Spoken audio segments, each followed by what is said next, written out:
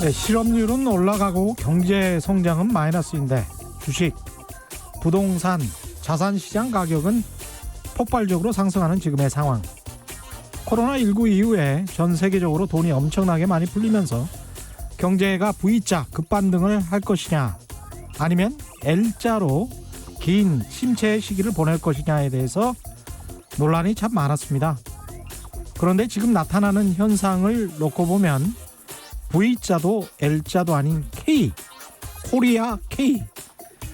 그러니까 경기가 확 꺾인 이후에 어떤 계층은 다시 V자로 반등하고 어떤 계층은 계속 밑으로 하향하는 그런 상황이 될 것 같습니다. 코로나19 이후에도 불평등, 양극화의 본질은 사라지지 않고 가속화되고 있다는 말이죠. 오늘자 워싱턴 포스트에 나온 미국 윌리엄 앤 메리 대학의 피터 애트워터 교수의 진단입니다. 네, 안녕하십니까. 세상에 이익이 되는 방송 최경련의 경제쇼 출발합니다. 저는 진실탐사 엔터테이너 최경련입니다. 유튜브 오늘도 함께 갑시다.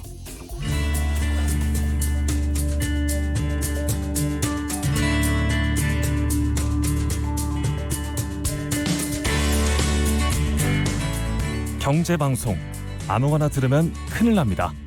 듣고 또 들어도 탈이 나지 않는 최경영의 경제쇼. 네, 오늘 한 여론조사기관의 발표를 보면 국민들 10명 중 6명 이상이 문재인 정부의 부동산 정책에 대해서 부정적인 평가를 하고 있는 것으로 나타났습니다. 최고의 민생 과제이자 최대 난제가 된 부동산 대책. 역대 정부들 역시 부동산 문제는 언제나 뜨거운 감자였는데요.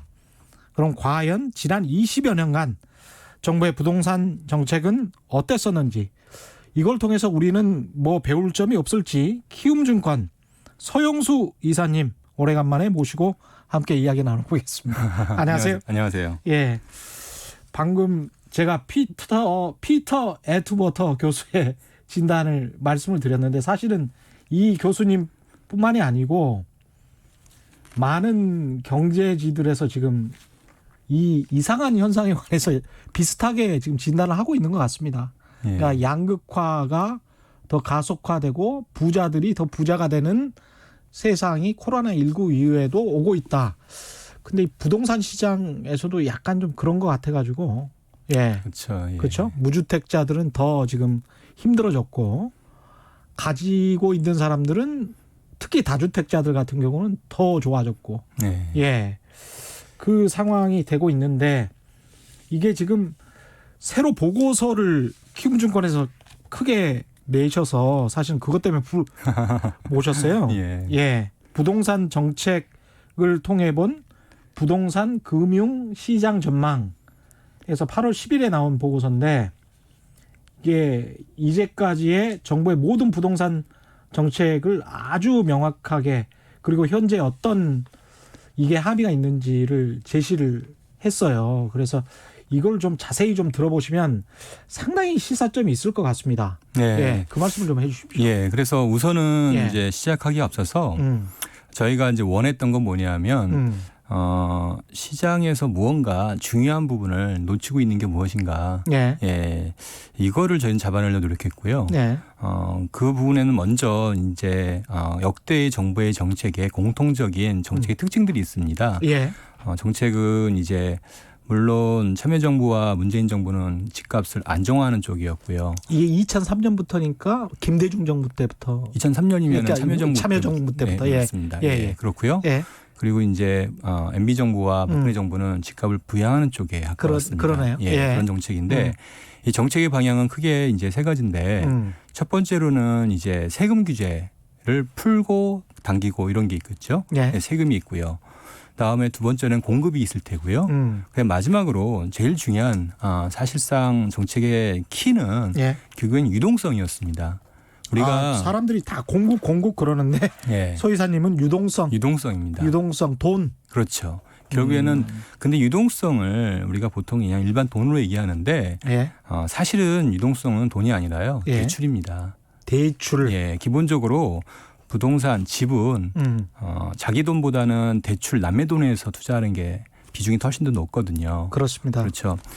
그래서 성격 자체가 우리가 조금 어렵게 들어가면 어려울 수도 있는데 헤지펀드와 같은 성격을 갖고 있습니다. 아, 그래요? 예. 그래서 헤지펀드의 투자 수익률을 결정짓는 가장 중요한 게 레버리지 한도와 금리입니다. 예. 예. 다시 말해서 이 부동산을 투자할 때 가장 중요한 부분은 기대의 수익률도 중요하지만 예. 얼마큼 레버리지를 일으켜서 같은 수익률에서 얼마큼 최종 수익률을 극대화하냐. 그러니까 자기 이게 자본 중요한 수익률이라고 하는 거잖아요. 그렇죠. 그렇죠? 예, 예. 그러니까 자기 돈은 1억만 투자했는데 네. 남의 돈 전세든 은행 대출이든 그렇죠. 그걸 해서 그래서? 뭐 10억짜리를 샀다. 근데 그게 뭐 10억이 올랐다. 그러면 1억 가지고 10억을 10배가 벌었으니까 된 거죠. 10배가 되는 거잖아요. 예. 예. 그러니까 따라서 앞에 기대 수익률이 1,000만 원이어도 얼마든지 레버리지를 극대화하냐 여부에 따라서 예. 예, 그 수익률이 달라지는 거죠. 어. 이게 헤지펀드의 기본적인 속성인데 이 속성을 사실 부동산 투자에도 상당 부분 적용할 수 있다는 거예요. 그런 이유로 예. 보면은 결국에는 이 유동성 대출의 이 양 그러니까 결국에는 이것을 결정짓는 게 뭐냐. 예. 그렇다면 결국에는 기준금리 인하 같은 통화 정책이 있을 테고요. 예. 미시적으로는 당연히 이 한도를 결정짓는 LTV 그리고 다음에 DTI, DSR. 예. 예. DTI와 DSR은 같은 개념인데요. 그렇죠. 예. DTI는 이제 기본적으로 주택 담보 대출만 갖고 얘기하는 거고요. 그렇죠. DSR 총 부채 상환 능력 비율은 이거는 이제 전체의 부채의 원리금을 감안하는 거예요. 이거 예. DSR 도입한다고 지난해 그랬었는데 이거 도입했습니까? 2018년 9.13 대책 때 예. 이것을 도입을 했고요. 예. 상당히 성공적으로 예. 결과가 나타났었습니다. 예. 지금은 완전히 자리 잡았고요. 거꾸로입니다. 거꾸로예요? 예. 왜 이게 그렇죠? 우야무야된 아, 상황입니다. 유야무야 돼 있습니까, 예, 지금? 예. 은행권에서? 그렇죠. 그러면서 사실상 결국에는 DSR이 예. 왜 중요하냐면 과거에는 DTI였어요. 그래서 네. 2003년, 2006년 이때 네. 상대적으로 집값을 잘 잡았거든요. 네. 그때 효과적인 대책이 뭐였냐면 2003년에는 이제 LTV였고요. 네. 2006년에 가서는 LTV가 완화되고 약간 정책이 완화되는 그런 상황에 집값이 오르다 보니까 그때 DTI를 전격적으로 도입을 합니다. 근데 그러니까 집 가격 대비 대출을 해줬다가 그걸로도 안 잡히니까 안 되니까 소득 대비 대출을 해준 거죠. 그렇죠. 예. 예. 이렇게 규제를 했고요. 근데 그게 먹혔던 가장 결정적인 거는 그때는 전세가율이 낮았어요. 예. 그리고 또 하나 주택담보대출 이외에 신용대출이나 전세자금대출 같은 그런 기타 대출이 별로 없었던 상황이었습니다. 따라서 DTI 하나만 규제해도 예. 그게 실효성이 있었던 거예요. 그러니까 2003년부터 2007년까지 참여정부 때는 그렇죠.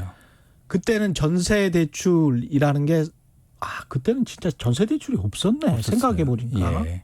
이명박 정부 때 그게 굉장히 활성화됐죠.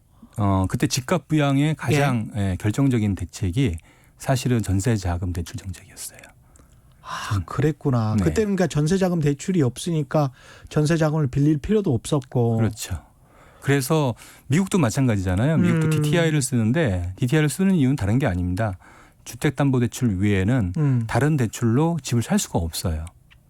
그러니까 세입자 입장에서도 전세자금 대출을 받아서 일단 대출로 저금리니까 그렇죠. 예. 그냥 대출로 전세를 살고 그렇죠. 집주인도 갭 투자를 하는 사람들은 전세금 플러스 일정한 은행 대출로 받아서 또 집을 사고요. 예, 그냥 자기 자본이 없어도 충분히 가능하죠. 충분히 가능한 그런 상황이 2000년대 후반부터 쭉 지속됐었던 거군요. 그래서 MB 정부, 박근혜 정부가 예. 특히 박근혜 정부가 부동산 시장 부양에 성공했던 이유가 객관적으로 이제 박근혜 정부는 부동산 시장 활성화 정책을 내놨으니까요. 예. 그 당시에 내놨던 대책의 핵심 포인트가 뭐냐면 예. 전세 가격을 올리는 대책이에요. 전세 가격을 올리는 대책이었어요? 네. 왜 그때는 그게 필요했습니까? 그래야 갭 투자가 가능하거든요. 아, 그렇구나. 예. 그러니까 전세 대출을 그렇죠. 예. 해준 거군요. 예. 그래서 전세 자금 대출의 한도를 늘리고 그러면서 역대 가장 높은 전세 가격 상승률을 기록해요. 박근혜 정부에서. 그러면서 전세가율이 예. 30% 40%였던 게 그게 70%까지 경기 지역에 올라가고요. 전세 가율이라는 건 매매 가격 대비 전세가. 그렇죠. 그러니까 그게 갭 투자를 하려면은 뭐 30%의 현금만 있으면 되는 거 아니에요? 아, 그게 생각해 보니까 한 50% 정도밖에 안 됐었는데 서울도 그렇죠. 일반적으로 막 70% 80%까지 올라간 게 최근 10년 동안에 그렇게 돼버린 거군요. 그게. 그렇게 됐습니다. 예. 그게 결정적인 겁니다. 그래서 집을 과거에는 투자보다는 예. 자기가 그냥 실소유 개념으로 많이 사는데 무리하게 집을 샀던 사례가 많았는데 예. 그 이후부터는 집을 하나 더 투자하는 일종의 진정한 투자가 본격적으로 진행이 된 거예요. 이제 조금 좀 꽤 맞춰지는 것 같습니다. 그러니까 2015년부터 갭 투자라는 그 단어가 그때부터 시작된 거죠, 제대로. 그 전에는 그 갭 투자라는 단어가 없었는데 네. 왜냐하면 갭 투자가 불가능했으니까 그렇죠. 할 수가 할 없었으니까 수가 없었죠. 예, 쉽지 않았죠. 매매가 대비 30% 40% 수준이면 자기 돈이 또 70%가 들어가야 되니까 그렇죠. 갭이 아니죠. 그거는 거의 본질적으로 집 가격을 자기가 그대로 내고 들어가는 거잖아요. 와, 그렇구나. 거기서 모든 문제가 시작이 되는 거죠. 그런데 이 예. 상황을 이제 문재인 정부가 정확히 인지하지는 못했던 것 같아요. 처음에 들어왔으니까. 2017년에 네, 그래서 2017년 8.2 대책을 내놨는데 2017년 8.2 대책의 핵심이 뭐냐면 이전으로 돌아가자는 거예요. 이전이라는 거는? 2006년 수준으로. 근데 예. 금융 환경이 달라진 거죠. 매매가가 2006년 수준으로 돌아갔으면 좋겠다. 아니 그게 아니라 규제 방식이 2006년 수로 돌아가자. 네, LTV라든지 여러 가지 네. 이제 DTR라든지 예. 이런 규제 방식을 그대로 2006년식으로 적용을 했는데 시장 환경이 바뀌어 버린 거예요. 그렇게 해서는 안 먹히는 거예요. 그러니까 전세가는 이미 많이 높아져 버렸고 그렇죠. 전세 대출도 수백조 원이 나가버린 상황입니다. 그 당시부터 더 이상 주택담보대출은 그렇죠? 투자의 주요 레버리지 수단이 아니게 돼 버린 거예요. 그래서 2017년부터 지금까지 계산해 보면 대출 순증액 기준으로 주택담보대출 순증액은 전체 대출의 순수 주택담보대출은 5%밖에 안 됩니다. 근데 정부는 계속 이것만 규제했던 거예요. 그러니까 아무런 의미가 없는데 규제하고 있었던 거죠. 순수 주택담보대출은 전체 대출이 5%밖에 안 된다고요? 네. 그러면 나머지 뭐 신용대출이랄지 그렇죠. 이런 전세자금 걸로 대출. 전세자금 대출이랄지 이런 걸로 예. 사실은 주택 하나를 더 산달지 뭐 이렇게 된 거네요. 그렇죠. 기본적으로 전세 보증금을 이용한 투자가 이루어지는 거기 때문에 자연스럽게 다른 데서 얼마든지 대출만 이제 받을 수만 있다라면 특히 전세 보증금, 전세 자금 대출은 5억까지 가능하잖아요. 그럼 그거 받아서 추가 더해서 투자가 아주 자기는 용이한 전세로 거죠. 살고 있지만 불안하니까 저쪽에다가 집을 하나 사놓자 이렇게 된 거네요. 그렇죠. 그렇게 해줄 수 있고요. 예, 집을 이제 갖고 있는데 예. 집을 이제 전세를 주고요. 예. 다시 전세로 들어갑니다. 전세를 주고 전세로 들어가면 그러면은 내가 전세 보증금을 확보할 수 있잖아요. 그렇죠. 이 새로 들어간 데는 전세 자금 대출로 들어가면 되고요. 그러네요. 그러면은 일종의 에쿼티라고 하는데 에쿼티를 뺄 수가 있는 거죠. 그 돈을 이제 종잣돈으로 이용하게 되고요. 여기에 플러스 신용 대출을 더하게 되면 쉽게 이제 집 투자가 가능한 거죠. 일종의 진정한 이제 투자 게임이 그때부터 시작된 거예요. 이런 상황을 정부는 17년, 18년 모르고 있었던 겁니까? 그때는 이제 막 인수위원회도 없었고, 예. 막 들어오는 초기 단계니까, 그거를 이제 이해를 못했던 거죠. 근데 계속 구멍이 나고 이상하게 가격은 오르니까. 그리고 또 하나 뭐가 있었냐면 예. 그때의 금리를 실제 인상을 했어요. 그래서 사실 정부의 부동산 정책의 가장 핵심이 금리 인상이란 말이에요. 예. 금리까지 인상을 했었어요.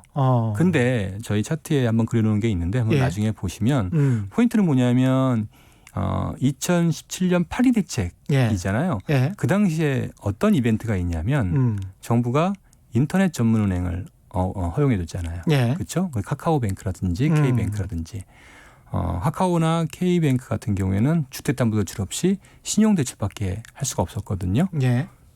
일반적으로 과거의 역대의 이제 금융의 확장 국면을 보면은 거의 대부분이 이제 은행을 추가로 허용해 줄 때 이런 현상이 나타납니다.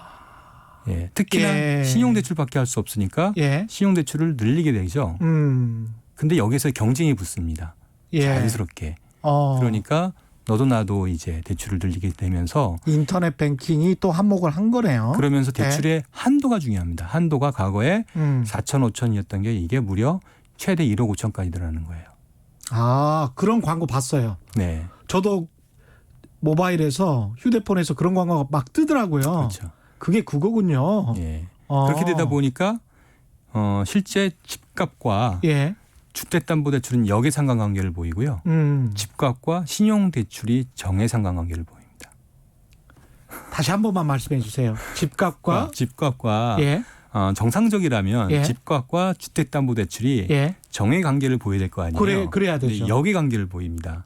오히려 주택담보대출은 줄어들고 집 가격은 올라가고요. 예. 예.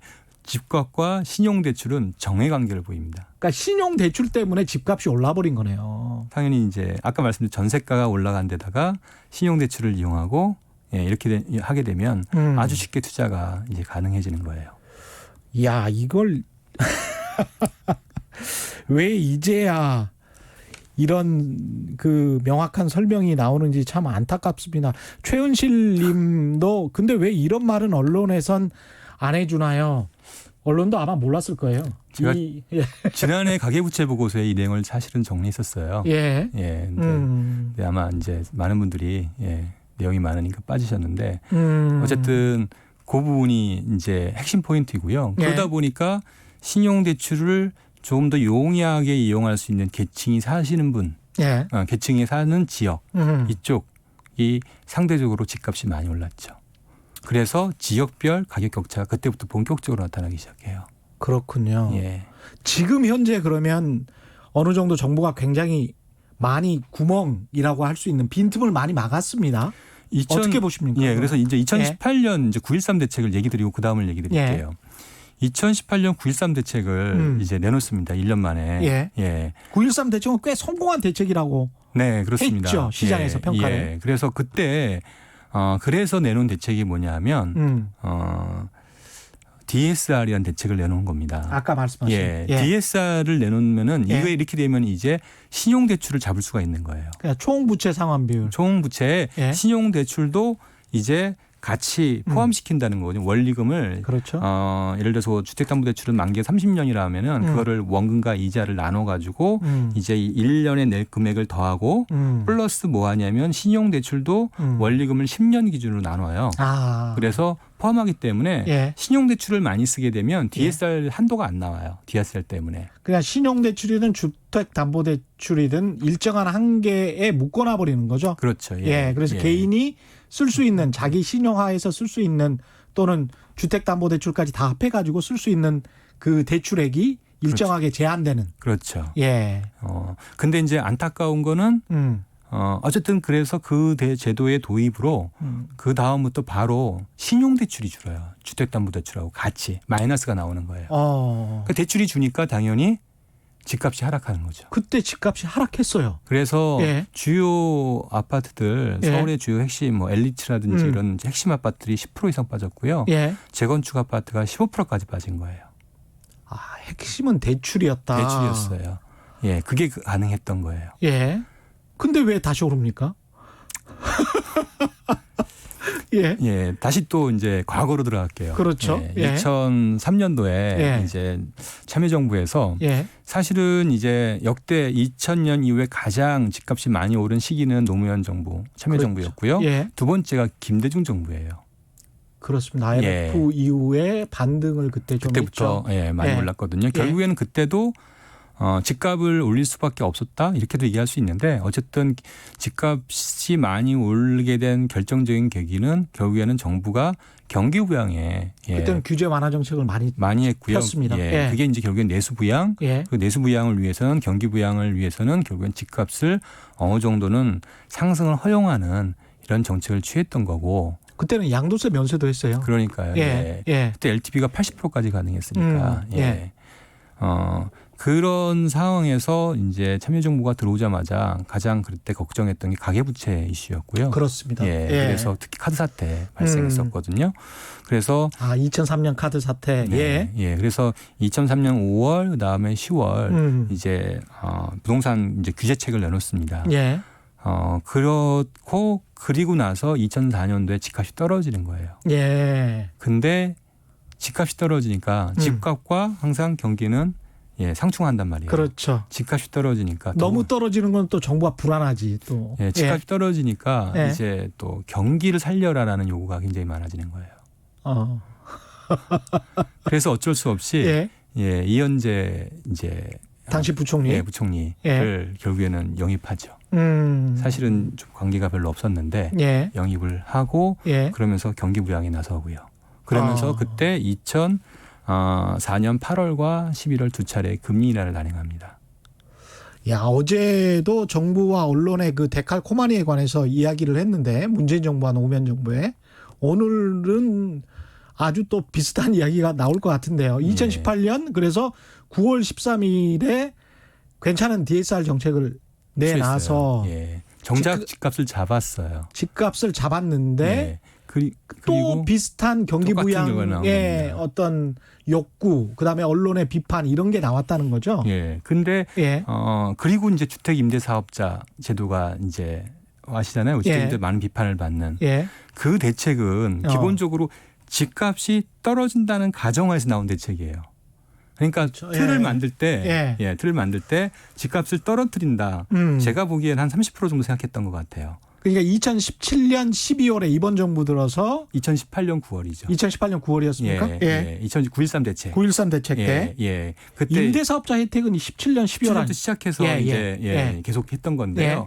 어쨌든 기본적으로 정부의 정책은 집값을 떨어뜨리는 정책이었어요. 그렇죠. 집값을 떨어뜨릴 때 가장 피해를 적게 하는 방법은 거래를 줄이는 거예요. 예. 그래서 거래량을 줄이게 하기 위한 방법 중에 하나가 주택 임대 사업자 제도죠.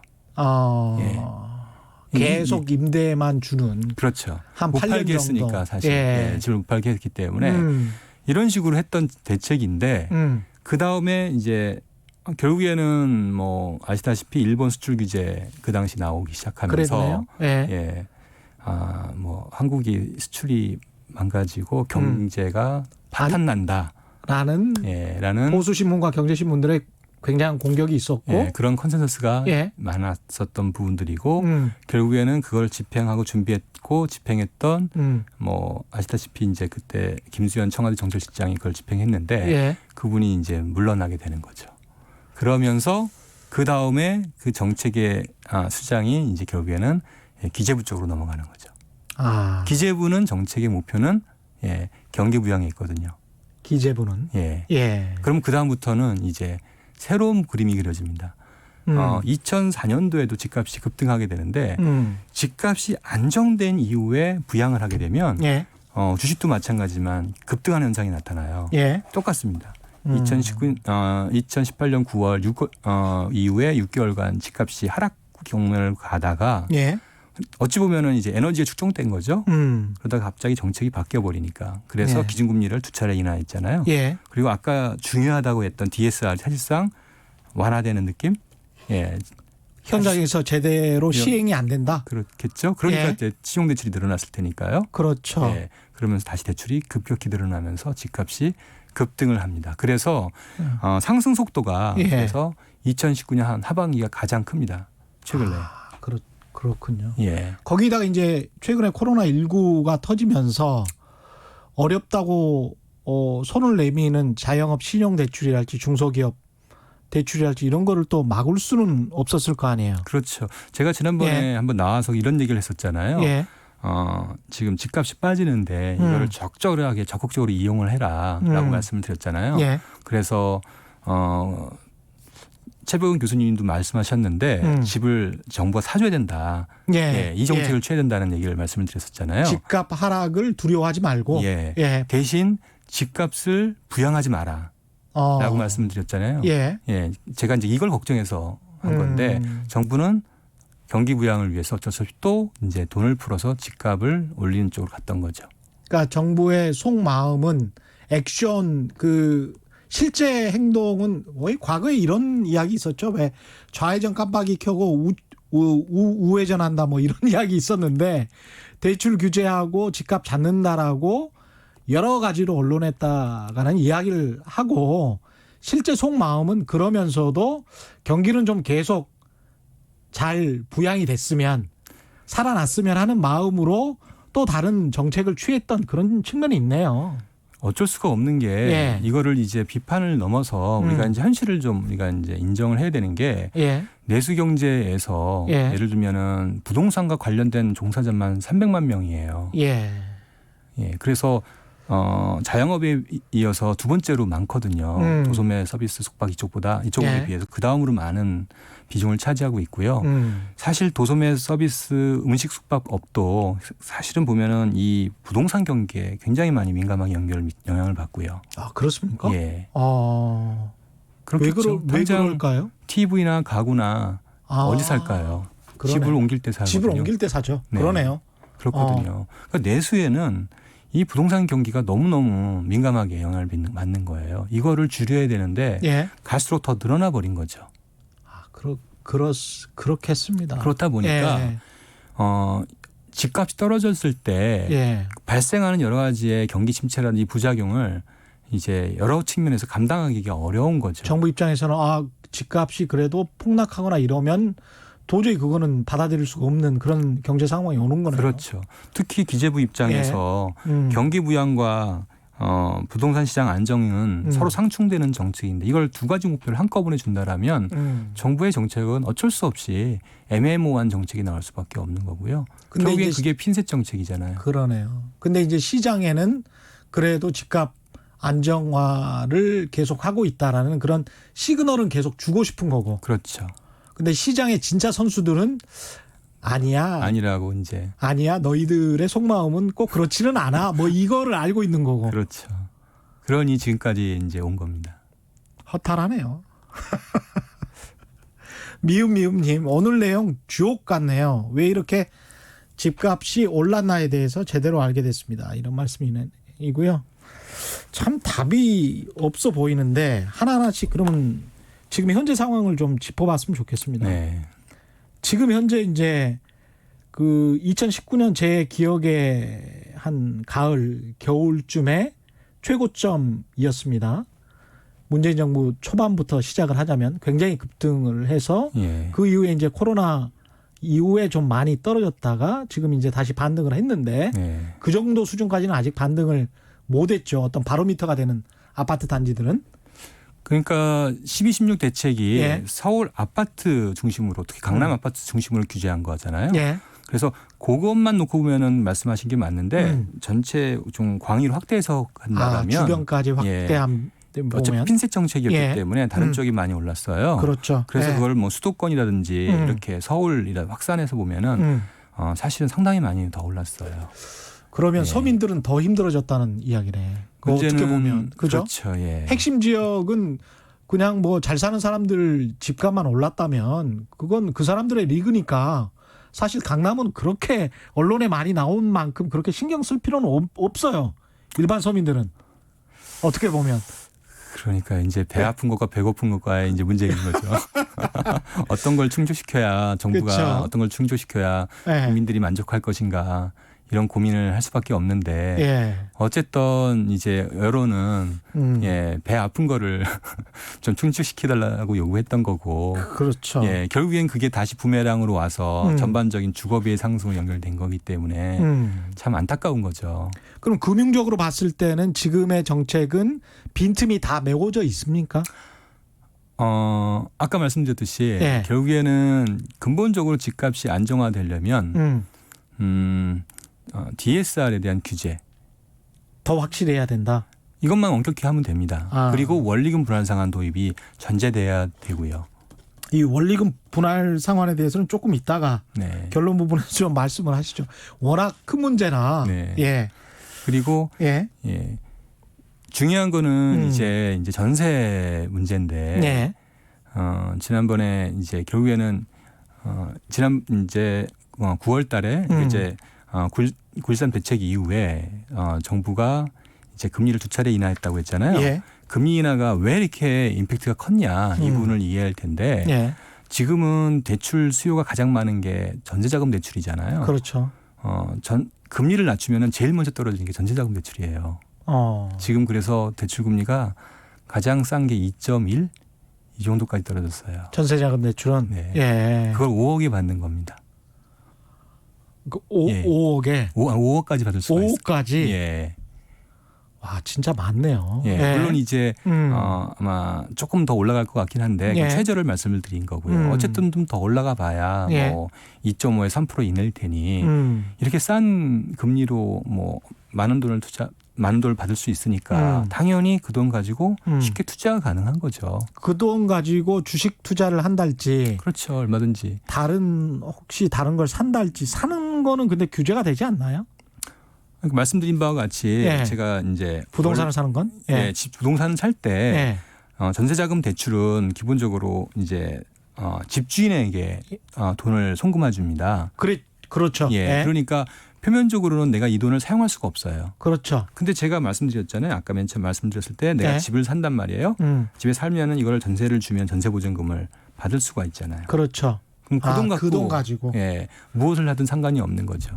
외국 같은 경우도 이렇게 합니까? 기본적으로 외국은 전세제도가 없으니까요. 전세제도가 없지만 만약에 주택담보대출이면 주택에 관해서만 뭘 해야 된달지 아니면 신용대출이면 신용과 관련된 또는 자영업대출이면 뭐 자영업 사업과 관련된 그렇게 해서 뭐 딱 한정지어서 어떻게 대출을 해주지 않습니까? 그렇죠. 기본적으로 용도 제한이 가장 중요한 이슈인데요. 예. 그런 이유로 이제 주택담보대출의 경우에는 집을 살 때는 에스코로 별도 계좌를 하게 되고요. 예. 그래서 현금이 예를 들어서 이제 다운페이먼트라고 하죠. 예. 그러면 예를 들어 30%면 30% 계약금이죠. 예. 우리로 치면 그렇죠. 30%를 이제 내야 되는데 이 돈이 신용대출이라든지 기타 대출로 사용하지 않음을 입증해야 돼요. 그러니까 내 계좌로 들어오는 게 아니고 예. 에스크로 계좌로 들어갑니다. 계좌로 돈을 넣을 들어가는 텐데 거죠. 제3자의 계좌로. 그렇죠. 예. 근데 그 중요한 거는 그 돈이 예. 대출 형태로 사용되면 안 됩니다. 대출 형태로 받으면 안 되는 거죠. 원천이. 예. 그렇게 되는 거예요. 거기에 예. 이제 주택담보대출을 받기 때문에 당연히 이 과정에서 뭐 그런 문제가 발생할 이슈가 없고요. 또 그 대출의 또 한도를 결정짓는 게 핵심이 DSR이에요. 그러니까 유동성을 확실히 조절할 수 있는 어떤 용도 제한 장치들이 있는 거네요. 그렇죠. 우리 같은 경우는 이쪽 돈을 가지고 저쪽에 좀 쓰고 뭐 이런 것들이 좀 왔다 갔다 하는. 그러니까 선진국 OECD 국가들 비교해 보면 예. 2014년 5년 이후에 대출 증가율을 비교해 보면 한국이 가장 높은 증가율을 기록했거든요. 예.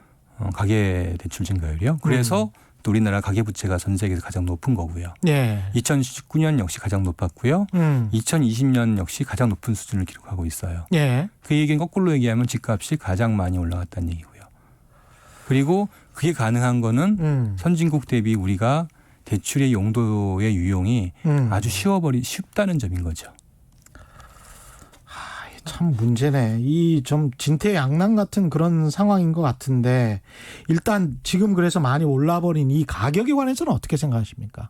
가격 자체에 관해서는 서울 수도권의 아파트 가격에 관해서. 그래서 예. 선진국의 경우에 이제 보시면은 집값이 이 그 지역에 소득과 연동됩니다. DSR을 그 적용하게 지역의 되면 소득 예. DSR을 적용할 수밖에 없기 때문에 DSR이 평균적으로 한 40% 정도 되거든요.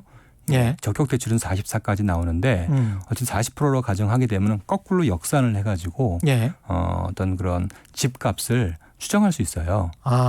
예. 그렇겠습니다. 예. 예. 제가 그래서 보고서에 예. 한국도 똑같이 추정을 해봤어요.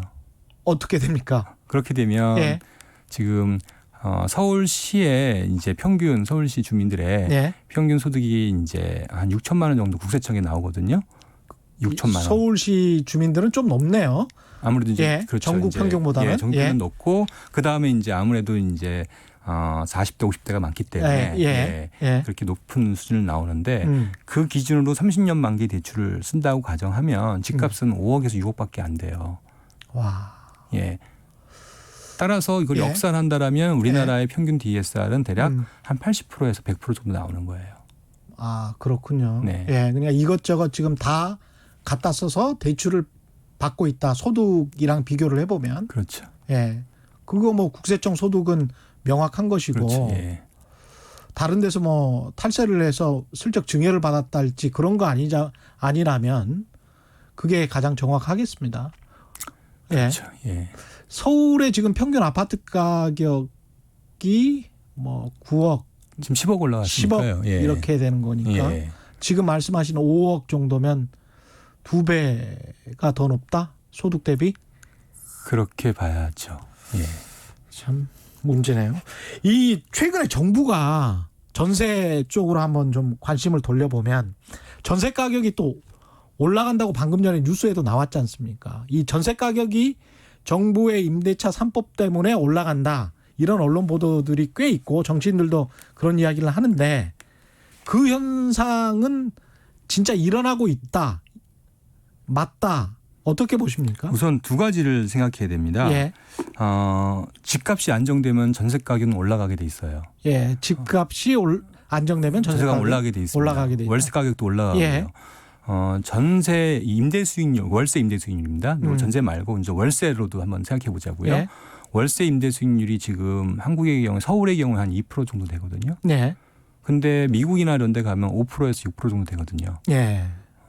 그러니까 2%밖에 안 되는 이유는 사실 이 집값의 상승이 이 가격의 임대 수익률에 반영된 거거든요. 그렇죠. 적게 임대료를 받아도 예. 충분히 집값 상승이 기대가 있기 때문에 그렇습니다. 싸게 주는 거거든요. 예. 근데 집값이 안정되면은 당연히 5% 6% 가는 게 정상인 거죠. 아. 그거는 당연히 그렇다라는 전세 역시 예. 더 올라갈 수밖에 없는 거예요. 선택의 이슈입니다. 그래서 지금 현재 그러니까 이 굉장히 좀 높은 가격에서 안정화 내지 하향 안정화 된다고 하더라도 전세나 월세는 자연스럽게 시장 원리에 따라서 높아질 수밖에 없다. 그렇죠. 그게 예. 첫 번째 이제 생각해야 될 부분이고요. 예. 두 번째는 이제 임대차 3법의 특징입니다. 예. 임대차 3법은 계약갱시 청구권을 2년 더 연장해 주는 거잖아요. 예. 그럼 우리가 이제 누구나 다 이제 한 번은 행사할 수 있다고요. 그렇죠. 그렇게 된다라면 지금 예를 들어서 이런 거죠. 계약갱신을 청구를 할 수 있는 사람들이 아마 한 95% 정도 될 거라고요. 예. 그리고 신규로 들어간 사람들은 5%도 안 될 거예요. 그렇겠죠. 예. 예. 지금 전월세를 살고 있겠죠. 그렇죠. 예. 예. 근데 전월세 신고제라고 있습니다. 신고제 있죠. 예, 전월세 신고제는 이 계약갱신을 청구해서 연장할 때도 이걸 가격에 집어넣는 거예요. 예. 근데 지금 서울 아파트 기준으로 본다라면 대략 2년 전 대비 대략 10% 올랐어요. 예. 예. 근데 계약갱신 청구해 하면은 마이너스 5%가 되는 거예요. 그게 무슨 말이죠? 무슨 얘기냐면 예. 2년 전에 10% 올랐잖아요. 예. 계약갱신은 2년 전 대비 5% 올려주는 거란 말이에요. 그렇죠. 그렇죠. 그러니까 예. 시세는 10%인데 지금 5%지 않습니까? 계약갱신할 때. 예. 예. 그러니까 가격이 10에서 5로 확 떨어지는 거죠. 마이너스 5%가 나는 거예요. 아, 그렇게 되네. 예, 그렇게 되는 거예요. 근데 이걸 전월세 신고제를 하게 되면 95%가 마이너스 5%가 되는 거고요. 예. 이제 신규 계약하는 사람들은 아무래도 4년을 생각하니까 현 시세 대비 더 올려서 받을 거 아니에요. 그렇겠죠. 예, 5%의 거래. 예. 이게 아무래도 좀 많이 비쌀 거란 말이에요. 그 5% 때문에 전월세 가격이 더 올라가는 것처럼 보이겠네요. 그 마이너스 예. 그러니까 95%가 마이너스 5%고 예. 5%가 한 15%라고 가정해 보자고요. 이렇게 나오는 상황인 거죠. 근데 문제가 뭐냐면 전월세 신고제가 100% 행사된다라면은 전체의 가격은 마이너스로 나올 텐데 예. 이번에 전월세 신고제를 1년 유예해 버렸어요. 1년 유예했습니까? 예. 그래서 지금 전월세 기존 계약 갱신 청구하시는 분들은 신고를 대부분 안 하게 되는 거예요. 그러면은 거래가 95%가 사라지게 되고요. 예. 5%만 남습니다. 그리고 상승한 것만 남는 거예요. 아, 참. 왜 이게 그렇게 해서 뉴스는 또 이렇게 나오는 거군요. 데이터는 그렇게 나올 수밖에 예. 없어요. 전월세 신고를 계약갱신할 때 예. 대부분은 안 하거든요. 그렇죠. 예. 그래서 전월세 신고제 의무화가 중요한데 이거를 1년 유예한 게 유예해 버렸으니까. 예, 1년 유예한 게 왜 그랬는지 좀 당분간은 그러면 데이터는 또 계속 그렇게 나올 수밖에 없겠습니다. 그럴 것 같아요. 예. 그렇게 예. 되면 방법은 이제 표준 임대료 제도라든지 이런 걸 도입할 수밖에 없겠죠. 그럼 표준 임대료 제도를 도입하면 또 정치권에서는 왜 또 기준을 바꾸냐 뭐 이렇게 나올 것 같은데. 이게 참 복잡한 문제입니다. 예. 어쨌든 예. 그거는 기술적인 거고요. 임대차 3법이 통과되면서 예.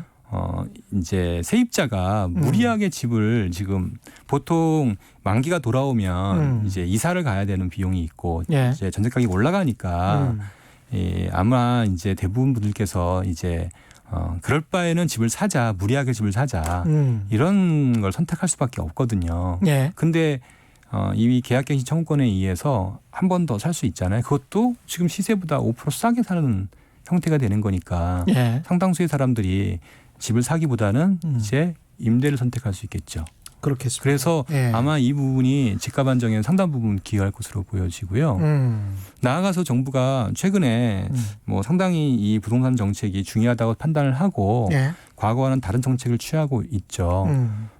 가장 좀 독특하고 특이했던 게 증여 취득세를 12%까지 올린 거예요. 예, 예. 네. 이렇게 되면 이제 일반적인 뭐 다주택자의 자녀 증여가 불가능해지거든요. 예. 그리고 뭐 취득세가 이제 2주택자인 경우는 8%로 올라가게 되고 예. 최대 12%까지 가게 되고 법인과 신탁이 일반적인 우리 이제 자산가들의 주택 투자 방법인데 이것까지 이제 다 규제를 해서 현재 다주택자가 집을 투자하는 거는 상당히 좀 어려운 상황이. 그러니까 입구는 다 막아놨는데 그 사람들이 출구 매물을 내놓을 거냐 그 문제가 있단 말입니다. 가능하면 버티려고 하겠죠. 그 버티는 거를 무너뜨리는 방법은 결국에는 돈줄을 재는 거죠. 그래서 아까 말씀하신 그렇죠. 대출을 거의 다 받았을 거니까 원리금을 분할 상환해라.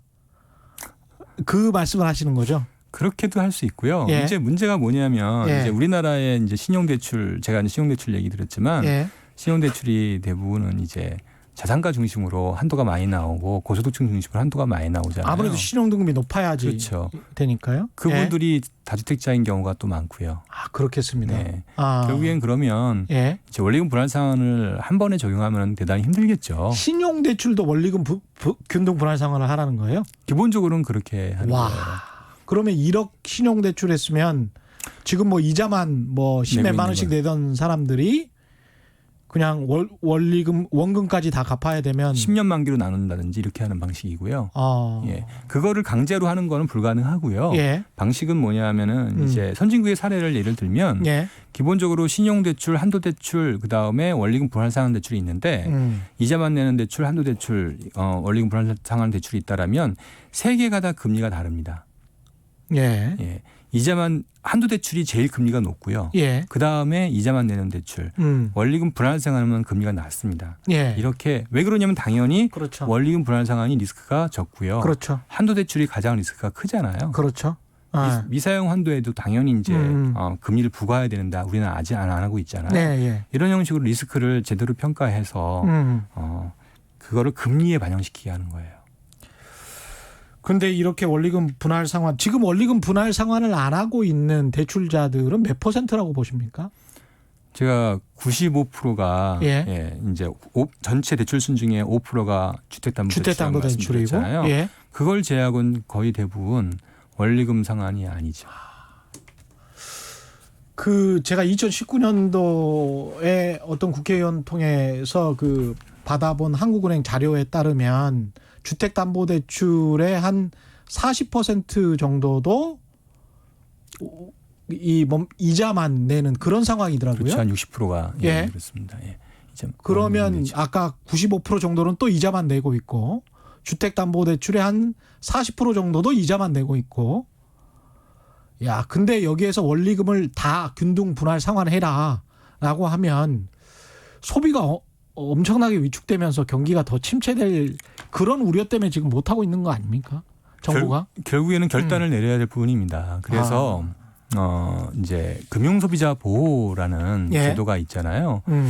우리가 이제 다른 분야는 다 선진국으로 이제 평가를 받고 있잖아요. 예. 그런데 이제 여러 가지 분야 중에서 이제 약자에 대한 보호, 예. 약자라는 개념은 소비자에 대한 보호, 그다음에 금융소비자죠. 금융소비자에 대한 보호, 그리고 또는 이제 피고용에 대한 보호, 이런 것들의 보호를 강화하는 게 선진국형 체계이잖아요. 예. 마찬가지로 우리도 이제 금융 부분이 상대적으로 좀 취약했었는데 경쟁력이 낮았던 부분들을 제고하려면은 예. 기본적으로 해야 될 부분들은 금융 소비자에 대한 보호예요. 그렇죠. 예. 예. 금융 소비자 보호에서 본다라면 대출에서의 핵심 이슈가 뭐냐면 이게 약탈적 금융이에요. 예. 예. 약탈적 금융의 정의는 대출 금리를 높여서 받는 게 아니라요. 예. 상환 능력 대비 무리하게 대출을 해주는 걸 약탈적 금융이라고 합니다. 예. 그렇게 해서 결국에는 파산을 했을 때 그거에 대한 책임이 대출자에 있는 게 아니라 예. 대출을 해준 은행에 있다는 거예요. 그래서 이번에 소비자 신용법이 개정이 되거든요. 그래서 이런 것들과 소비자 보호법 같이 개정이 되면서 예. 상환 능력을 보고 대출을 하도록 시스템을 구축하는 게 이게 이제 금융소비자 보호법의 핵심 내용인데, 그래서 아까 DSR이랑 같이 지금 이렇게 맞습니다. 말씀을 하시는 거군요. 예. 예. 그래서 어쨌든 이렇게 된다라면 DSR이 제도가 도입이 되고요. 그러면 역대 이제 정책이 상당 부분 우리나라의 부동산 정책은 경기와 연결돼서 그렇죠. 항상 왔었던 부분들이고, 예. 그게 결국에는 지금까지 이런 문제를 야기했던 부분들이고요. 따라서 금융소비자 보호와 금융안정 중심으로 정부의 정책 기조가 바뀌게 되면 자연스럽게 이건 분리가 됩니다. 그렇겠습니다. 참 아이디어한데 이게 참 이렇게 되면 주택 가격이 분명히 하락은 할 것 같습니다. 제가 보기에. 그렇죠. 경기 침체도 같이 올 것 같습니다. 감내해야 할 부분이죠.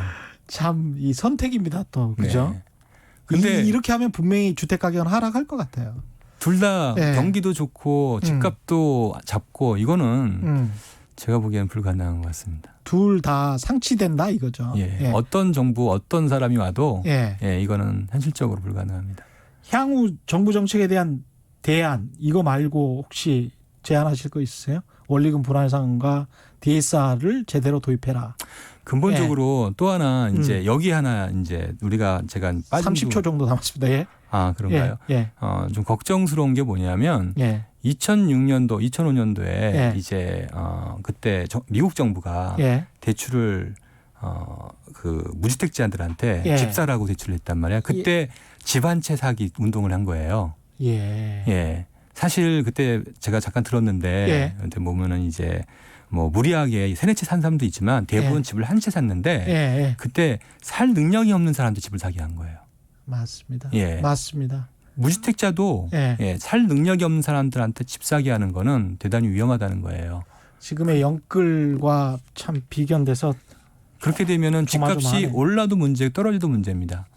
떨어지면 상환 능력이 떨어진 사람들이 집을 샀기 때문에 금융 부실의 증가로 연결되고요. 예. 예. 알겠습니다. 여기까지 들어야 되겠습니다. 시간이 참 아쉽습니다. 지금까지 키움증권 서영수 이사와 함께했습니다. 고맙습니다. 예, 감사합니다. 예. 지금까지 세상에 이익이 되는 방송 최경령의 경제쇼였습니다. 고맙습니다.